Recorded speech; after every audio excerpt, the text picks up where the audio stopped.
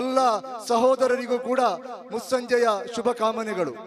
ಆತ್ಮೀಯರೇ, ಕೇಂದ್ರ ಸರ್ಕಾರ ಇಲ್ಲಿನ ಮುಸ್ಲಿಮರನ್ನು ಗುರಿಪಡಿಸಿಕೊಂಡು ಹಲವಾರು ದಶಕಗಳಿಂದ ಇಲ್ಲಿನ ಅಲ್ಪಸಂಖ್ಯಾತ ಮುಸಲ್ಮಾನರ ನರಮೇಧವನ್ನು, ವಂಶಹತ್ಯೆಯನ್ನು ನಡೆಸಿಕೊಂಡು ಈ ಬೀದಿಗಳಲ್ಲಿ ಮುಸ್ಲಿಮರ ರಕ್ತದೋಕುಳಿಯನ್ನು ಹರಿಸಿ ಇಲ್ಲಿನ ಮುಸ್ಲಿಂ ಯುವಕರನ್ನು ಕರಾಳ ಕಾನೂನುಗಳಲ್ಲಿ ಬಂಧನ ಮಾಡಿಕೊಂಡು ಜೈಲಲ್ಲಿಟ್ಟುಕೊಂಡು ಹಲವಾರು ವರ್ಷಗಳು, ದಶಕಗಳು ಅವರಿಗೆ ಚಿತ್ರಹಿಂಸೆ ಕೊಟ್ಟು ಕೊನೆಗೆ ನಿರಪರಾಧಿ ಅಂತ ಹೇಳಿ ಹೊರಗೆ ಕಳಿಸುವಂತಹ ಒಂದು ವ್ಯವಸ್ಥೆ. ಇಷ್ಟೆಲ್ಲ ಆದ್ರೂ ಕೂಡ ಇಷ್ಟು ವರ್ಷಗಳ ಕಾಲ ಈ ದೇಶದಲ್ಲಿ ಮುಸಲ್ಮಾನರ ನರಮೇಧ ನಡೆಸಿಕೊಂಡಂತಹ ಬಿಜೆಪಿ ಮತ್ತು ಸಂಘ ಪರಿವಾರ ಇವತ್ತು ಈ ದೇಶದಲ್ಲಿ ಅಧಿಕಾರಕ್ಕೆ ಬಂದ ನಂತರ, ಈ ದೇಶದಲ್ಲಿ ಅಧಿಕಾರ ಸಿಕ್ಕಿದ ನಂತರ ಅವರ ಆ ಮುಸ್ಲಿಂ ಬೇಟೆಯ ದಾಹ ಇನ್ನೂ ಕೂಡ ನಿಂತಿಲ್ಲ. ಇವತ್ತು ಅಧಿಕಾರ ಇದೆ ಅಂತ ಹೇಳುವಂತಹ ಕಾರಣದಿಂದ ಇವತ್ತು ಪಾರ್ಲಿಮೆಂಟಿನಲ್ಲಿ, ಲೋಕಸಭೆಯಲ್ಲಿ ಕೂತ್ಕೊಂಡು ಅಸಂವಿಧಾನಿಕವಾದಂತಹ ಕಾನೂನುಗಳನ್ನು ರಚನೆ ಮಾಡಿಕೊಂಡು ಇಲ್ಲಿನ ಮುಸಲ್ಮಾನರಿಗೆ ಅವರ ಹಿರಿಯರು, ಅವರ ಪೂರ್ವಜರು ಕೊಟ್ಟಂತಹ ಆ ವಕ್ಫ್ ಸೊತ್ತನ್ನು ಕಬಳಿಸುವಂತಹ ಒಂದು ಹುನ್ನಾರವನ್ನು ಇವತ್ತು ಮೋದಿ ನೇತೃತ್ವದ ಈ ಕೇಂದ್ರ ಸರ್ಕಾರ ಇವತ್ತು ಮಾಡ್ತಾ ಇದೆ. ಇದನ್ನು ನಾವು ಒಪ್ಪುವುದಿಲ್ಲ ಅಂತ ಹೇಳಿಕೊಂಡು social democratic party of India ಈ ಕಾನೂನನ್ನು ಪಾರ್ಲಿಮೆಂಟಿನಲ್ಲಿ ಜಾರಿಗೆ ತರಲಿಕ್ಕೆ ಹೊರಟ ಅವತ್ತಿನಿಂದ ಇವತ್ತಿನವರೆಗೆ ಕೂಡ ಬೀದಿ ಬೀದಿಗಳಲ್ಲಿ, ಈ ದೇಶದ ಬೀದಿ ಬೀದಿಗಳಲ್ಲಿ ಈ ಹೋರಾಟವನ್ನು ಮಾಡಿಕೊಂಡು ಬಂದಿದೆ. ಇವತ್ತು ಮಂಗಳೂರಿನಲ್ಲಿ ನಾವು ಮೊದಲನೇದಾಗಿ ಇನ್ನು ಪೊಲೀಸ್ ಅಧಿಕಾರಿಗಳ ಹತ್ರ, ಮಾನ್ಯ ಕಮಿಷನರ್ ಅವರ ಹತ್ರ ನಾನು ಕ್ಷಮೆಯನ್ನು ಕೇಳ್ತಾ ಇದ್ದೇನೆ. ಯಾಕೆಂತ ಹೇಳಿದರೆ, ನಾವು ಇಲ್ಲಿ ಇವತ್ತೊಂದು ಈ ಪ್ರತಿಭಟನೆ ಮಾಡಬೇಕು ಅಂತ ಹೇಳುವಂತಹ ತೀರ್ಮಾನ ಮಾಡಿದಾಗ ನಮ್ಮಲ್ಲಿ ಕೇಳಿದ್ರು ಎಷ್ಟು ಜನ ಸೇರ್ತದೆ ಅಂತ. ನಾವು ಹೇಳಿದ್ದೆ ಒಂದು 500-600 ಜನ ಸೇರ್ಬೋದು ಅಂತ. ಆ ನಂತರ ಸ್ವಲ್ಪ ದಿವಸ ಕಳೆಯುವಾಗ ಮತ್ತೆ ಸ್ವಲ್ಪ ಇದರ ಬಗ್ಗೆ ಚರ್ಚೆಗಳು ಜಾಸ್ತಿ ಆಗುವುದು ಕಾಣುವಾಗ ನಾವು ಹೇಳಿದ್ರು ಸ್ವಲ್ಪ ಜಾಸ್ತಿ ಆಗ್ಬೋದು, 1,500 ಸೇರ್ಬೋದು ಅಂತ ಹೇಳುವಂತಹ ಒಂದು ನಿರೀಕ್ಷೆ ನಮ್ಮಲ್ಲಿ ಇದೆ ಅಂತ. ಅವ್ರು ಹೇಳಿದ್ರು ನೀವು ಸ್ವಲ್ಪ ಜನ ಕಡಿಮೆ ಮಾಡಿ, ಜಾಸ್ತಿ ಜನ ಸೇರಿಸದೆ ಪ್ರತಿಭಟನೆ ಮಾಡಿ ಅಂತ ಹೇಳಿದ್ರು, ಅವಕಾಶ ಕೊಟ್ರು. ಆದ್ರೆ ಇವತ್ತು ನಾವು ಈ ಒಂದು ಪ್ರತಿಭಟನೆಗೆ ಕರೆಗೊಟ್ಟದು ಇಡೀ ಮಂಗಳೂರಿನ ಜನತೆ, ದಕ್ಷಿಣ ಕನ್ನಡ ಜಿಲ್ಲೆಯ ಜನತೆ ತನ್ನ ವ್ಯಾಪಾರವನ್ನು, ಉದ್ಯೋಗವನ್ನು ಎಲ್ಲವನ್ನೂ ಕೂಡ ಬಿಟ್ಟುಕೊಂಡು ಇವತ್ತು ಬಂದು ಈ ಬಿಸಿಲಲ್ಲಿ ಕೂತುಕೊಂಡಿದ್ದಾರೆ. ಅಂದ್ರೆ ಈ ಆಕ್ರೋಶ ಏನು ಅಂತ ಹೇಳುವಂಥದ್ದು ಕೇಂದ್ರ ಸರ್ಕಾರಕ್ಕೆ ಅರ್ಥ ಆಗ್ಬೇಕು. ಇವತ್ತು ನಾಳೆ ಅಥವಾ ನಾಳಿದ್ದ ಇಲ್ಲಿ ರಂಜಾನ್ ಆಗುವಂತ ಸಾಧ್ಯತೆ ಇದೆ. ರಂಜಾನ್ ಅಂತ ಹೇಳುವಾಗ ಮುಸಲ್ಮಾನರ ಮನೆಗಳಲ್ಲಿ ರಂಜಾನ್ ಅಂತ ಹೇಳಿದ್ರೆ ಮಹಿಳೆಯರಿಗೆ ತುಂಬಾ ಕೆಲಸ ಇರ್ತದೆ, ಅವ್ರು ಎಲ್ಲಿಗೂ ಹೋಗುದಿಲ್ಲ. ಎಷ್ಟು ಹೊರಗೆ ಹೋಗ್ಬೇಕಾದ ಅನಿವಾರ್ಯತೆ ಇದ್ರು ಅವ್ರು ಮನೆ ಬಿಟ್ಟು ಹೋಗುದಿಲ್ಲ. ಆದ್ರೆ ಇವತ್ತು ಶುಕ್ರವಾರ, ಸಾಧಾರಣವಾಗಿ ಶುಕ್ರವಾರದಂದು ಮಹಿಳೆಯರು ಮನೆಯಿಂದ ಹೊರಗೆ ಹೋಗುವುದೇ ತುಂಬಾ ಕಡಿಮೆ.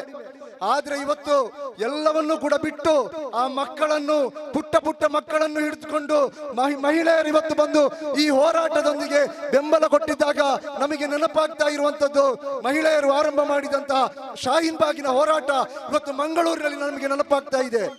ಇವತ್ತು ಮಂಗಳೂರಿನ ಮಸೀದಿಗಳಲ್ಲಿ ನಮ್ಮ ಖತೀಬರುಗಳು ನಮಾಜ್ ನಿರ್ವಹಿಸಿ ಬಳಿಕ ಅವರು ಕೊಟ್ಟಂತಹ ಸಂದೇಶ, ಇವತ್ತು ವಕ್ಫ್ ತಿದ್ದುಪಡಿ ಕಾಯ್ದೆಯನ್ನು ಈ ದೇಶದಲ್ಲಿ ಮೋದಿ ಸರ್ಕಾರ ಜಾರಿಗೆ ತರಲಿಕ್ಕೆ ಹೊರಟಿದೆ. ಇದು ಮಾರಕವಾಗಿರ್ತದೆ. ಇದರ ವಿರುದ್ಧ ಇವತ್ತು social democratic party of India ಮಂಗಳೂರಲ್ಲಿ ಪ್ರತಿಭಟನೆ ಹಮ್ಮಿಕೊಂಡಿದೆ. ನೀವು ಪಕ್ಷ ನೋಡಬೇಡಿ, ಸಂಘಟನೆ ನೋಡಬೇಡಿ, ಇಲ್ಲಿ ವಕ್ಫ್ ಅನ್ಯಾಯದ ವಿರುದ್ಧ ಯಾರು ಪ್ರತಿಭಟನೆ ಮಾಡಿದ್ರು ಆ ಪ್ರತಿಭಟನೆಯೊಂದಿಗೆ ಭಾಗಿಯಾಗಿ ಅಂತ ಹೇಳುವಂತ ಸಂದೇಶವನ್ನು ಇವತ್ತು ಎಲ್ಲಾ ಮಸೀದಿಯ ಮಿನಾರಗಳಿಂದ ಆ ಮಸೀದಿಯ ಖತೀಬರು ಕೊಟ್ಟಿದ್ದಾರೆ ಅಂತ ಹೇಳಿದ್ರೆ ನಮಗೆ ಇವಾಗ ನಮ್ಮ ಹೋರಾಟಕ್ಕೆ ಶಕ್ತಿ ಮತ್ತು ನೈತಿಕ ಬಲ ಬಂದ ಹಾಗೆ ಕಾಣ್ತಾ ಇದೆ. ಯಾಕೆಂತ ಹೇಳಿದ್ರೆ ಯಾವತ್ತು ಈ ಹೋರಾಟದಲ್ಲಿ ಮಹಿಳೆಯರು, ಯಾವತ್ತು ಈ ಹೋರಾಟದಲ್ಲಿ ನಮ್ಮ ಉಲೆಮಾಗಳು ಕರೆಗೊಡ್ತಾರ, ಬಹುಶಃ ಈ ದೇಶದ ಸ್ವಾತಂತ್ರ್ಯಕ್ಕಾಗಿ ಕರೆಗೊಟ್ಟಂತಹ ಉಲೆಮಾಗಳು, ಆ ಉಲೆಮಾಗಳು ಕರೆಗೊಟ್ಟಂತಹ ಕಾರಣದಿಂದಾಗಿರ್ತದೆ 190 ವರ್ಷಗಳ ಸುದೀರ್ಘವಾದಂತಹ ಹೋರಾಟ ಈ ದೇಶದಲ್ಲಿ ಆಗಿ 1947ರಂದು ಈ ಬ್ರಿಟಿಷರನ್ನು ಈ ದೇಶದಿಂದ ಓಡಿಸಲಿಕ್ಕೆ ಸಾಧ್ಯವಾದ. ಅಷ್ಟು ದೊಡ್ಡ ಬ್ರಿಟಿಷರನ್ನು, ಅಷ್ಟು ದೊಡ್ಡ ಸೂರ್ಯನಸ್ತಮಿಸದ ಸಾಮ್ರಾಜ್ಯದ ಅಧಿಪತಿಗಳನ್ನು ಈ ದೇಶದಿಂದ ಓಡಿಸಲಿಕ್ಕೆ ಇಲ್ಲಿನ ಮುಸ್ಲಿಮರ ನೇತೃತ್ವದಿಂದ ಸಾಧ್ಯವಾಗಿದೆ ಅಂತಾದ್ರೆ ಈ ಜುಜಿಬಿ ಸಂಘ ಪರಿವಾರವನ್ನು ಹಿಮ್ಮೆಟ್ಟಿಸಲಿಕ್ಕೆ, ನಿಮ್ಮ ಈ ಅನಗತ್ಯ ಕಾಯ್ದೆಯನ್ನು ಇಲ್ಲಿ ವಿರೋಧಿಸಲಿಕ್ಕೆ ಈ ದೇಶದ ಈ ದೇಶದ ಮುಸಲ್ಮಾನರು ಶಕ್ತರಾಗಿದ್ದಾರೆ. ಇದು ತಾಕೀತಾಗಿರ್ತದೆ. ಇದು ಮಂಗಳೂರಿನ ಮುಸ್ಲಿಮರು, ಮಂಗಳೂರಿನ ಪ್ರಜ್ಞಾವಂತ ಜಾತ್ಯತೀತ ಮನೋಭಾವದ ವ್ಯಕ್ತಿಗಳು ಕೇಂದ್ರ ಸರ್ಕಾರಕ್ಕೆ ಕೊಡುವಂತಹ ತಾಕೀತು ಮತ್ತು ಸವಾಲಾಗಿರ್ತದೆ. ನಮ್ಮಲ್ಲಿ ಮುಸಲ್ಮಾನರಲ್ಲಿ ಒಂದು ಸಂಪ್ರದಾಯ ಇದೆ. ಒಂದು ಮಗು ಹುಟ್ಟಿದ್ರೆ ಅದರ ಕಿವಿಯಲ್ಲಿ ಒಂದು ಆಜಾನ್ ಕೊಡುವಂತ ಒಂದು ಸಂಪ್ರದಾಯ. ಆ ಆಜಾನ್ ಕೊಟ್ರೆ ಅದಕ್ಕೆ ನಮಾಜ್ ಇಲ್ಲ. ಅಂದ್ರೆ ನಂತರ ಮರಣ ಹೊಂದುವಾಗ ಆ ಮರಣದ ನಂತರ ಜನಾಜಾ ನಮಾಜ್ ಇದೆ. ಆ ಜನಾಜಾ ನಮಾಜಿಗೆ ಆಜಾನ್ ಇಲ್ಲ. ಅಂದ್ರೆ ಒಂದು ಆಜಾನ್ ಮತ್ತು ಒಂದು ನಮಾಜ್, ಜನಾಜಾ ನಮಾಜಿನ ಮಧ್ಯೆ ಇರುವಂತಹ ಇಲ್ಲಿನ ಮುಸಲ್ಮಾನರು ಹುಟ್ಟುವಾಗಲೇ ನಾಳೆ ಮರಣ ಇದೆ ಅಂತ ಹೇಳುವಂತಹ ಸತ್ಯವನ್ನು ಕೇಳಿಕೊಂಡೇ ಆಗಿರ್ತದೆ ಇಲ್ಲಿನ ಮುಸಲ್ಮಾನರು ಈ ಮಣ್ಣಿಗೆ ಬರುವಂತದ್ದು. ಇಲ್ಲಿರುವಂತಹ ವಕ್ಫಿನ ಭೂಮಿ ಅದು ಅಲ್ಲಾಹನ ಭೂಮಿ. ಅದರಲ್ಲಿರುವಂತಹ ಒಂದು ಹಿಡಿ ಮಣ್ಣನ್ನು, ಒಂದು ಕಲ್ಲನ್ನು ಕೂಡ ಮುಟ್ಟುವಂತ ಅಧಿಕಾರ ಈ ಜಗತ್ತಿನಲ್ಲಿ ಯಾರಿಗೂ ಕೂಡ ಇಲ್ಲ. ಆದ ಕಾರಣ ನಮಗೆ ನಾಳೆ ಮರಣ ಇದೆ, ನಾವು ಹೋಗಿ ಮಲಗಲಿಕ್ಕಿರುವಂತಹ ಜಾಗ ಮಸೀದಿಯ ಕಬರಿಸ್ತಾನ. ಮಸೀದಿಯ ಕಬರಿಸ್ತಾನ ಅದು ಅಲ್ಲಾಹನ ಹೆಸರಲ್ಲಿ ವಕ್ಫ್ ಮಾಡಿದಂತಹ ಆಸ್ತಿ ಆಗಿರುತ್ತದೆ. ನಮಗೆ ನಾಳೆ ಹೋಗಿ ಶಾಶ್ವತವಾಗಿ ಮಣ್ಣಾಗ್ಲಿಕ್ಕಿರುವಂತಹ ಜಾಗ, ಅದನ್ನು ಮುಟ್ಲಿಕ್ಕೆ ಬಂದ್ರೆ ಇಲ್ಲಿನ ಮುಸಲ್ಮಾನರು ಸುಮ್ಮನೆ ಕುಳಿತುಕೊಳ್ಳುವುದಿಲ್ಲ. ಬಹುಶಃ ಇಲ್ಲಿನ ಮುಸಲ್ಮಾನರ ಶಕ್ತಿ ಏನು ಅಂತ ಹೇಳುವಂಥದ್ದು ನೋಡಿ ತಿಳಿಬೇಕು. ನಮ್ಮನ್ನು ನೀವು ವಕ್ಫಿನ ವಿಚಾರದಲ್ಲಿ, NRI ವಿಚಾರದಲ್ಲಿ, NRC ವಿಚಾರದಲ್ಲಿ ಅಥವಾ CAA ವಿಚಾರದಲ್ಲಿ ಭಯಪಡಿಸಬಹುದು ಅಂತ ನೀವು ಭಾವಿಸಬೇಡಿ. ಇಲ್ಲ, ಸಂಘ ಪರಿವಾರಕ್ಕೆ ಬಹಳ ಸ್ಪಷ್ಟವಾಗಿ ಹೇಳ್ತಾ ಇದ್ದೇವೆ, ಆ ವಿಚಾರದಲ್ಲಿ ನಮ್ಮನ್ನು ಭಯಪಡಿಸಬಹುದು ಅಂತ ನಿಮ್ಮ ಭಾವನೆಗಳಿದ್ರೆ ಅದನ್ನು ಬಿಟ್ಟು ಬಿಡಿ. ಹಾಗೆ ಭಯಪಡುವಂತಹ ಒಂದು ಸಮುದಾಯ ಅಲ್ಲ ಇಂಡಿಯಾದ ಮುಸಲ್ಮಾನರ ಸಮುದಾಯ. ಯಾಕೆಂದ್ರೆ ಈ ಸಮುದಾಯದ ಇತಿಹಾಸ ಇದು ಶೌರ್ಯದ ಇತಿಹಾಸವಾಗಿರ್ತದೆ. ಈ ಮುಸಲ್ಮಾನರ DNA ಇದು ಟಿಪ್ಪು ಸುಲ್ತಾನ್ರ DNA ಆಗಿರ್ತದೆ. ಇದು ಹುತಾತ್ಮತೆಯ DNA ಆಗಿರ್ತದೆ. ಇದು ಬಿಬಿ ಆಬಿದಾ ಬೇಗಂ ರವರ DNA ಆಗಿರ್ತದೆ. ಇದು ಮೌಲಾನಾ ಮುಹಮ್ಮದ್ ಅಲಿ ಚೌಹರ DNA ಆಗಿರ್ತದೆ. ಸಂಘ ಪರಿವಾರದ ಹಾಗೆ ಬೂಟು ನೆಕ್ಕಿದ DNA ಅಲ್ಲ ನಮ್ಮದು. ಬೂಟು ನೆಕ್ಕಿದ DNA ಅಲ್ಲ. ಬಹಳ ಸ್ಪಷ್ಟವಾಗಿ ಹೇಳ್ತೇನೆ. ಇದನ್ನು ನೀವು ಸವಾಲು, ಎಚ್ಚರಿಕೆ ಏನು ಬೇಕಾದರೂ ಭಾವಿಸಿ. ನಾನು ಮೊದಲೇ ಹೇಳಿದ ಹಾಗೆ ಇಲ್ಲಿ ಹುಟ್ಟಿದರೆ ನಮಗೆ ನಾಳೆ ಮರಣ ಒಂದು ಇದೆ ಅಂತ ಹೇಳುವಂತಹ ಸ್ಪಷ್ಟವಾದಂತಹ ವಿಚಾರ ಗೊತ್ತಿದ್ದೇ ನಾವಿಲ್ಲಿ ಬದುಕ್ತಾ ಇರುವಂತದ್ದು. ಆದ್ರೆ ಇಲ್ಲಿ ನಮ್ಮ ಜೀವವನ್ನು, ನಮ್ಮ ಜೀವನವನ್ನು, ನಮ್ಮ ಬದುಕನ್ನು, ನಮ್ಮ ರಕ್ತವನ್ನು, ನಮ್ಮ ಸಂಪತ್ತನ್ನು ಬೇಕಾದ್ರೂ ಕೊಡ್ಬೋದು. ಅಲ್ಲಾಹನ ಹೆಸರಿನಲ್ಲಿ ವಕ್ಫ್ ಮಾಡಿದಂತಹ 1 ಇಂಚು ಭೂಮಿಯನ್ನು ಬಿಟ್ಟು ಕೊಡ್ಲಿಕ್ಕೆ ಈ ಮುಸಲ್ಮಾನರು ತಯಾರಿಲ್ಲ. ಯಾಕೆ ಅಂತ ಹೇಳಿದ್ರೆ ನಾಳೆ ಒಂದು ವಿಚಾರಣೆ ಇದೆ. ನಾಳೆ ಒಂದು ವಿಚಾರಣೆ ಇದೆ. ಆ ವಿಚಾರಣೆಯ ಸಂದರ್ಭದಲ್ಲಿ ಆ ಅಲ್ಲಾಹನ ಮುಂದೆ ನಾವು ಹೇಳಲಿಕ್ಕಿದ್ದೇವೆ, ನಾನು ನಿನಗಾಗಿ ಕೊಟ್ಟಂತಹ ಭೂಮಿಯನ್ನು ಇಲ್ಲಿ ಆಡಳಿತ ಮಾಡುವವರು ಕಿತ್ತುಕೊಂಡಾಗ ನೀನು ಯಾಕೆ ಪ್ರತಿಭಟಿಸಲಿಲ್ಲ? ನನ್ನ ದೇವರು ನನ್ನಲ್ಲಿ ಕೇಳ್ತಾರೆ. ಆಗ ನನಗೆ ಉತ್ತರ ಬೇಕು. ಆದ ಕಾರಣ ಇಂತಹ 1000 ಮೋದಿ ಅಲ್ಲ, 1000 ಅಮಿತ್ ಶಾ ಬಂದ್ರು, ಸಂಘ ಪರಿವಾರ ಇನ್ನೊಂದು ಜನ್ಮ ಹುಟ್ಟಿ ಬಂದರೂ ಕೂಡ ಈ ದೇಶದ ವಕ್ಫ್ ಭೂಮಿಯನ್ನು ನೀವು ಯಾವ ಮಸೂದೆಯನ್ನು ಕಾಯ್ದೆಗಳಾಗಲಿಕ್ಕೆ ತರಲಿಕ್ಕೆ ನೀವು ಪ್ರಯತ್ನ ಮಾಡಿ, ಆದರೂ ಕೂಡ ಬಿಟ್ಟುಕೊಡುವುದಿಲ್ಲ. ಅದರೊಂದಿಗೆ ನನಗೆ ಹೇಳಲಿಕ್ಕಿರುವಂತದ್ದು, ಇಲ್ಲಿ ಅಡ್ಜಸ್ಟ್ಮೆಂಟ್ ಪೊಲಿಟಿಕ್ಸ್ ಗಳು ನಡೀತಾ ಇದೆ. ಈ ಅಡ್ಜಸ್ಟ್ಮೆಂಟ್ ಪೊಲಿಟಿಕ್ಸ್ ಗಳಿಗೆ ಮುಸಲ್ಮಾನರು ಬಲಿಯಾಗುವುದು. ಇಲ್ಲಿ ಏನು ಮಾಡಬೇಕು? ಮಾತಾಡದೆ ಕೂತ್ಕೊಳ್ಬೇಕಾ? ಇದರ ವಿರುದ್ಧ ಹೋರಾಟ ಮಾಡಬೇಕಾ ಅಥವಾ ಬೀದಿಗಿಳಿಬೇಕಾ? ಈ ದೇಶದ ಮುಸ್ಲಿಮರಿಗೆ ಗೊತ್ತಿದೆ.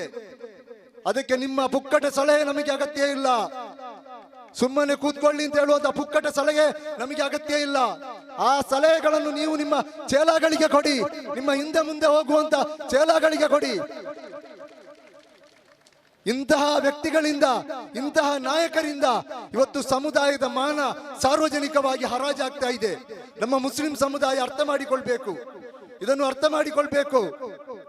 ನಾವು ಯಾರಿಗ ಗುಲಾಮರಾಗಿ ಜೀವಿಸಬೇಕಾದಂತ ಅಗತ್ಯ ಇಲ್ಲ. ನಾವು ಈ ದೇಶದ ಸ್ವಾಭಿಮಾನಿಗಳು. ಈ ದೇಶದ ಸ್ವಾತಂತ್ರ್ಯಕ್ಕಾಗಿ ನಮ್ಮ ಸರ್ವಸ್ವವನ್ನು ಕೊಟ್ಟಂತಹ ಹುತಾತ್ಮರು ನಾವು. ಇಲ್ಲಿ ಕಾಣುವಂತಹ ಫತೇಪುರ್ ಸಿರ್ಕಿ ಇರ್ಬೋದು, ತಾಜ್ ಮಹಲ್ ಇರ್ಬೋದು, ಗೋಲ ಗುಂಬಸ್ ಇರ್ಬೋದು, ಕುತುಬ್ ಮಿನಾರ್ ಇರ್ಬೋದು, ನಮ್ಮವರು ಕೊಟ್ಟಂತದ್ದು ನಮಗೆ ಹೆಮ್ಮೆಯಿಂದ ಹೇಳ್ಬಹುದು. ಆದ ಕಾರಣ ಈ ವಕ್ಫ್ ಎಂಬ ಕಾಯ್ದೆಯನ್ನು ಈ ಸರ್ಕಾರ ತಿದ್ದುಪಡಿಯ ಮೂಲಕ ತರಲಿಕ್ಕೆ ಹೊರಟ್ರೆ ಇದು ಆರಂಭ ಮಾತ್ರ. ಇಲ್ಲಿರುವಂತಹ ಈ ಶಬ್ದ ಕೇಳ್ತಾ ಇರುವಂತಹ ನನ್ನ ಸಹೋದರ ಸಹೋದರಿಯರಲ್ಲಿ ಹೇಳ್ತಾ ಇದ್ದೇನೆ, ಇದು ವಕ್ಫ್ ವಿಚಾರದಲ್ಲಿ ಹೋರಾಟದ ಆರಂಭ. ಯಾವ ರೀತಿಯ ಹೋರಾಟಗಳು ಮುಂದಿನ ದಿವಸಗಳಲ್ಲಿ ಆಗಬಹುದು. ಈ ದೇಶದಲ್ಲಿ ಬಾಬಾ ಸಾಹೇಬ್ ಅಂಬೇಡ್ಕರ್ ಕೊಟ್ಟಂತಹ ಸಂವಿಧಾನ ಇದೆ ನಮ್ಮಲ್ಲಿ. ಆ ಸಂವಿಧಾನವನ್ನು ಹಿಡಿದುಕೊಂಡು, ಆ ಸಂವಿಧಾನವನ್ನು ಗಟ್ಟಿಯಾಗಿ ಹಿಡಿದುಕೊಂಡು ಸಂವಿಧಾನಬದ್ಧವಾದಂತಹ ಎಲ್ಲ ಹೋರಾಟಗಳನ್ನು ಮಾಡಬೇಕು. ಇಲ್ಲಿರ್ತಕ್ಕಂತಹ ಸಂಘ ಪರಿವಾರವನ್ನು, ಈ ಫ್ಯಾಸಿಸ್ಟ್ ಮನೋಭಾವದ ಸರ್ಕಾರವನ್ನು ಅವರಿಗೆ ಅಡ್ಜಸ್ಟ್ಮೆಂಟ್ ಮಾಡುವಂತಹ ಇಲ್ಲಿನ ನಕಲಿ ಜಾತ್ಯತೀತರ ನೈಜವಾದಂತಹ ಮುಖವಾಡವನ್ನು ನಾವು ಅರ್ಥ ಮಾಡಿಕೊಳ್ಬೇಕು. ಆದ ಕಾರಣ ಮುಂದೆ ಯಾವ ಹಂತದ ಹೋರಾಟಗಳು ನಡೆದರೂ ಕೂಡ ಆ ವಕ್ಫ್ ಹೋರಾಟದಲ್ಲಿ ಅದು ಕೇವಲ ಮುಸಲ್ಮಾನರ ಮಾತ್ರ ಸಮಸ್ಯೆ ಅಲ್ಲ, ಮುಸ್ಲಿಂ ಸಮುದಾಯದ ಸಮಸ್ಯೆ ಅಲ್ಲ, ಈ ಸಂವಿಧಾನದ ಸಮಸ್ಯೆ ಆಗಿರ್ತದೆ. ಈ ದೇಶದ ಸಂವಿಧಾನಕ್ಕೆ ಧಕ್ಕೆ ಬಂದ್ರೆ ಅದು ಇಲ್ಲಿನ ಮಹಿಳೆಯರಿಗೆ, ರೈತರಿಗೆ, ಅಲ್ಪಸಂಖ್ಯಾತರಿಗೆ, ಕಾರ್ಮಿಕರಿಗೆ ಎಲ್ರಿಗೂ ನಾಳೆ ಸಮಸ್ಯೆ ಆಗ್ತದೆ. ಆದ ಕಾರಣ ನಮ್ಮ ಜನಶಕ್ತಿ ಮತ್ತು ಜನಾಕ್ರೋಶದ ಮುಂದೆ ಎಷ್ಟು ದೊಡ್ಡ ನಿರಂಕುಶವಾದಿಯಾದರೂ ಕೂಡ ಒಂದಲ್ಲ ಒಂದು ದಿವಸ ಮಂಡಿಯೂರ್ಲೇಬೇಕು. ಯಾವ ರೀತಿಯಲ್ಲಿ ರೈತರು ದೆಹಲಿಯಲ್ಲಿ ನಡೆಸಿದಂತಹ ಆ ಹೋರಾಟದಿಂದ ಅಲ್ಲಿ ಸರ್ಕಾರ ಅವಮಾನಕ್ಕೀಡಾಗಿ ಆ ಕಾಯ್ದೆಯನ್ನು ವಾಪಸ್ ತಗೊಳ್ಳಿಕ್ಕೆ ಸಾಧ್ಯವಾಗಿದೆಯಾ? ಅದಕ್ಕಿಂತಲೂ ದೊಡ್ಡ ಹೋರಾಟವನ್ನು ನಾವು ಮಾಡಿ ನಾಳೆ ಇದೇ ಸರ್ಕಾರ ನಮ್ಮ ಮುಂದೆ ಮಂಡಿಯೂರುವಂತ ಒಂದು ವ್ಯವಸ್ಥೆ ಖಂಡಿತವಾಗಿಯೂ ಸಾಧ್ಯವಿದೆ. ಇವತ್ತು ಈ ಸುಡು ಬಿಸಿಲಿನಲ್ಲಿ ಸುಮಾರು 35 ಡಿಗ್ರಿ ಸೆಲ್ಸಿಯಸ್ ವೆದರ್ ಇರುವಂತಹ ಈ ಒಂದು ಬಿಸಿಲಿನಲ್ಲಿ ತಾವೆಲ್ಲರೂ ಕೂಡ ಇಲ್ಲಿ ಬಂದು ಸೇರಿದ್ದೀರಿ. ತಮ್ಮ ಅಂಗಡಿ ವ್ಯಾಪಾರ ವಹಿವಾಟುಗಳನ್ನು ಬಿಟ್ಟು ಬಂದು ಸೇರಿದ್ದೀರಿ. ಇದು ಸೋಷಿಯಲ್ ಡೆಮೋಕ್ರೆಟಿಕ್ ಪಾರ್ಟಿ ಆಫ್ ಇಂಡಿಯಾದ ಸಮಸ್ಯೆಗಾಗಿ ಅಲ್ಲ, ಇದು ಈ ದೇಶದ ಸಂವಿಧಾನವನ್ನು ಉಳಿಸುವಂತಹ ಸಮಸ್ಯೆಗಾಗಿ. ಇಲ್ಲಿ ಯಾರು ನಾಳೆ ಈ ಹೋರಾಟ ಮಾಡಿದ್ರು social democratic party of India ಅವರೊಂದಿಗೆ ಇರ್ತದೆ. ಇನ್ನು ಯಾರು ಹೋರಾಟ ಮಾಡಲಿಲ್ಲದಿದ್ರು social democratic party of India ಬೀದಿಯಲ್ಲಿರ್ತದೆ. ಈ ವಿಚಾರವನ್ನು ಅರ್ಥ ಮಾಡಿಕೊಳ್ಬೇಕು. ಯಾಕೆಂತ ಹೇಳಿದ್ರೆ ನಮ್ಮ ಆಶಯ ಮತ್ತು ಗುರಿ ಇಲ್ಲಿನ ಸಂವಿಧಾನ ಉಳಿಬೇಕು ಅಂತ ಹೇಳುವಂತದ್ದಾಗಿರ್ತದೆ. ಇಲ್ಲಿನ ಮುಸಲ್ಮಾನರನ್ನು ಗುರಿಪಡಿಸಿಕೊಂಡು ಇಂತಹ ಕಾನೂನುಗಳು, ಮಸೂದೆಗಳು, ಕಾಯ್ದೆಗಳು ಇನ್ನೂ ಕೂಡ ಬರಬಹುದು. ಮುಗೀತು ಅಂತ ಭಾವಿಸಬೇಡಿ, ಇನ್ನೂ ಕೂಡ ಬರ್ಬೋದು. ಆದ್ರೆ ಎಲ್ಲ ಸಂದರ್ಭಗಳಲ್ಲಿಯೂ ಕೂಡ ನಮಗಿರುವಂತ ಅಸ್ತ್ರ ಅಂತ ಹೇಳುವಂಥದ್ದು ಹೋರಾಟ ಮಾಡುವಂತ ಅಸ್ತ್ರ. ಆ ಹೋರಾಟವನ್ನು ಮಾಡಿ ಈ ಸರ್ಕಾರವನ್ನು, ಈ ನಿರಂಕುಶವಾದವನ್ನು ಸೋಲಿಸಲಿಕ್ಕೆ ತಾವೆಲ್ಲರೂ ಕೂಡ ಮುಂದಿನ ದಿವಸಗಳಲ್ಲಿಯೂ ಕೂಡ ಜೊತೆಯಾಗಿರ್ಬೇಕು. ಆ ಒಂದು ಹೋರಾಟದಲ್ಲಿ ನಾವೆಲ್ಲರೂ ಜೊತೆ ಸೇರಿಕೊಂಡು ಈ ದೇಶವನ್ನು ಒಂದು ಸಂವಿಧಾನದ ಚೌಕಟ್ಟಿನಲ್ಲಿ ಭದ್ರವಾಗಿ ಕಟ್ಟುವಂತಹ ಒಂದು ನಿಟ್ಟಿನಲ್ಲಿ ಈ ದೇಶದ ಮುಸ್ಲಿಮರು, ಇಲ್ಲ ಕ್ರೈಸ್ತರು, ಇಲ್ಲ ದಲಿತರು, ಇಲ್ಲ ಆದಿವಾಸಿಗಳು, ಹಿಂದುಳಿದ ವರ್ಗ ನಾವೆಲ್ಲರೂ ಕೂಡ ಜೊತೆ ಸೇರಿ ಹೋಗ್ಬೇಕು ಅಂತ ಹೇಳ್ತಾ ಎಲ್ರಿಗೂ ಕೂಡ ಶುಭ ಹಾರೈಕೆಗಳನ್ನು ಸಲ್ಲಿಸ್ತಾ ಅಸ್ಸಲಾಮು ಅಲೈಕುಂ. ಜೈ ಹಿಂದ್, ಜೈ SDP.